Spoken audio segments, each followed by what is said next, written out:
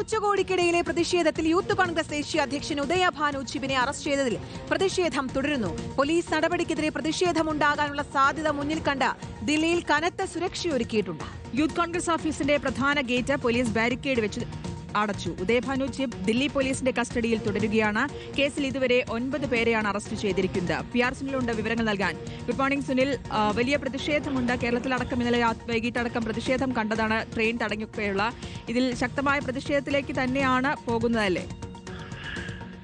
ശ്രുതി, തീർച്ചയായും 15 മണിക്കൂർ നീണ്ട ചോദ്യം ചെയ്യലിനൊടുവിലാണ് യൂത്ത് കോൺഗ്രസ് ദേശീയ അധ്യക്ഷൻ ഉദയഭാനു ചിബിനെ ഇന്നലെ ദില്ലി പോലീസ് അറസ്റ്റ് ചെയ്തത്. പിന്നീട് കോടതിയിൽ ഹാജരാക്കി 4 ദിവസത്തെ കസ്റ്റഡിയിൽ വാങ്ങിയിട്ടുണ്ട്. 9 പേരെയാണ് ദില്ലിയിലെ AI ഉച്ചകോടിക്കിടെ നടന്ന പ്രതിഷേധവുമായി ബന്ധപ്പെട്ട് ദില്ലി പോലീസ് അറസ്റ്റ് ചെയ്തിരിക്കുന്നത്. ദേശീയ അധ്യക്ഷൻ ഉദയഭാനു ചിബ് ഗൂഢാലോചന നടത്തി, ക്രിമിനൽ ഗൂഢാലോചന നടത്തി, രാജ്യത്തിന് വിരുദ്ധമായ മുദ്രാവാക്യങ്ങൾ മുഴക്കി. വ്യക്തമാണ്. PR സുനിലാണ് വിശദാംശങ്ങൾ നൽകിയത്.